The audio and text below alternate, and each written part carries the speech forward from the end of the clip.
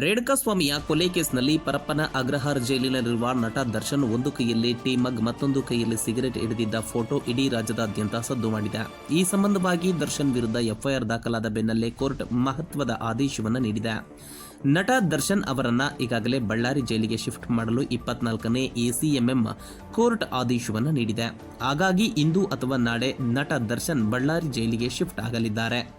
ಜೈಲಿನಲ್ಲಿ ಬಿಂದಾಸ್ ಆಗಿದ್ದಂತಹ Darshan photo viral ಆಗುತ್ತಿದ್ದಂತೆ ಬಂದಿಖಾನೆ ಅಧಿಕಾರಿಗಳಿಗೆ ತೀವ್ರ ಟೀಕೆಗೆ ಗುರಿಯಾಗಿದ್ದರು. ಈ ಒಂದು ಪ್ರಕರಣವನ್ನು ಬಹಳ ಗಂಭೀರವಾಗಿ ಪರಿಗಣಿಸಿದ್ದ ಗೃಹ ಇಲಾಖೆ ಹಾಗೂ ಸಿಎಂ ಸಿದ್ದರಾಮಯ್ಯನವರು ತನಿಖೆಗೆ ಆದೇಶಿಸಿದ್ದಾರೆ. ಇನ್ನು ರೇಣುಕಾಸ್ವಾಮಿ ಕೊಲೆ ಪ್ರಕರಣದಲ್ಲಿ A2 ಆಗಿರುವಂತಹ ನಟ ದರ್ಶನ್ ಅವರು ಈಗ ವಿಚಾರಣಾಧೀನ ಕೈದಿಯಾಗಿದ್ದಾರೆ. ಜೈಲಿನಲ್ಲಿರುವ ನಟ ದರ್ಶನ್ ಫೋಟೋ ವೈರಲ್ ಆದ ಬಳಿಕ ಅವರ ವಿರುದ್ಧ ಕೇಸ್ ಕೂಡ ದಾಖಲಾಯಿತು. ಆದರೆ ಆರೋಪಿಯ ವಿಚಾರಣೆಗೆ ಕೋರ್ಟ್ಗೆ ಅನುಮತಿಯ ಅಗತ್ಯವಿತ್ತು. ಹೀಗಾಗಿ ಕೋರ್ಟ್ ಮೊರೆ ಹೋಗಿದ್ದಂತಹ ಸರ್ಕಾರಕ್ಕೆ ಇದೀಗ ಗ್ರೀನ್ ಸಿಗ್ನಲ್ ಸಿಕ್ಕಿದೆ.